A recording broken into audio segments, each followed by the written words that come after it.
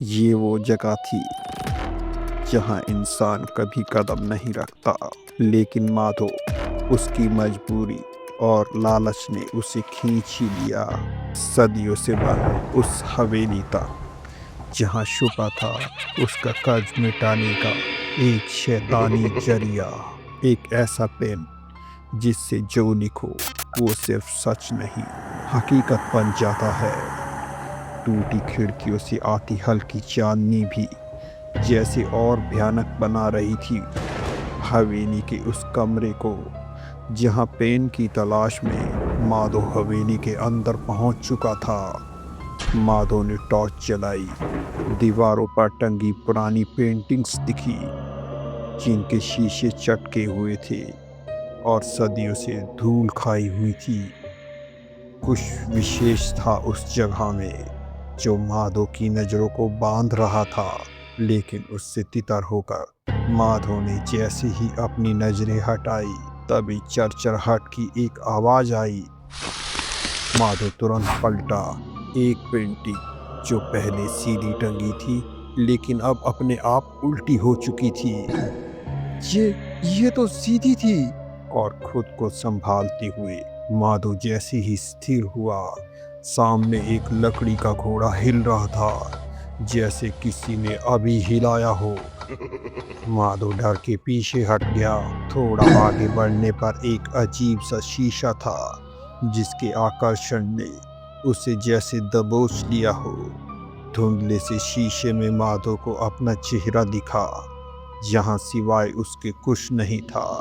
लेकिन जैसे ही शीशे से हटा, शीशे के प्रतिबिंब में दूर कुछ खड़ा था जो हिल नहीं रहा था, बस धुंधला सा स्थिर ऐसे खड़ा था जो चेता रहा हो कि माधो हवेली में अकेला नहीं था।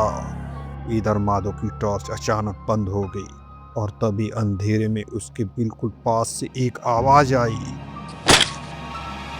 आवाज ने माधो को जैसे बुरी तरह डरा दिया था, लेकिन फिर भी हिम्मत करके माधो दबे पांव उस ओर बढ़ गया जहां से आवाज आई थी। वो एक लंबा अंधेरा गलियारा था। माधो अभी कुछ ही कदम आगे बढ़ा था कि उसके माथे पर कुछ टपक कर गिरा। माधो चौंक कर रुका। उंगलियों से माथा छूने पर जब गौर से देखा, वो गहरा लाल सा दाग था।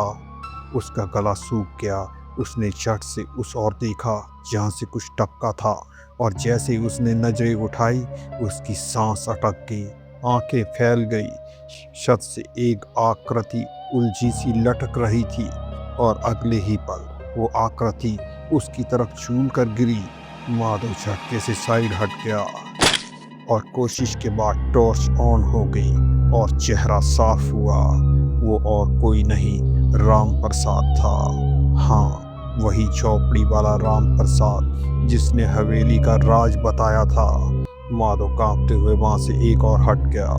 अब सवाल था, माधव आगे बढ़े या वापस लौट जाए। लेकिन वापस लौटने का मतलब था वही नर्क जिससे पीछा छुड़ाने के लिए वो यहाँ तक आ पहुंचा था। इधर अचानक राम प्रसाद का सिर धीरे धीरे उसकी तरफ मुड़ गया। माधव के पैरों तले जमीन खिसक गई। वो मुड़ा और पूरी ताकत से बाहर जाने के लिए भागा, लेकिन दरवाजा उसके पहुंचने से पहले ही धड़ाम से बंद हो गया। माधव पीछे हटा। इधर एक धुंधली आकृति जो अचानक शीशे से निकलकर गलियारे के दूसरे कोने की ओर दौड़ गई। साथ ही उस दिशा से एक तेज चीख ने माधव को सकते में डाल दिया। अब लगातार होते घटनाक्रमों से माधव भांप चुका था कि यहाँ कुछ तो ऐसा है जो सामान्य नहीं था।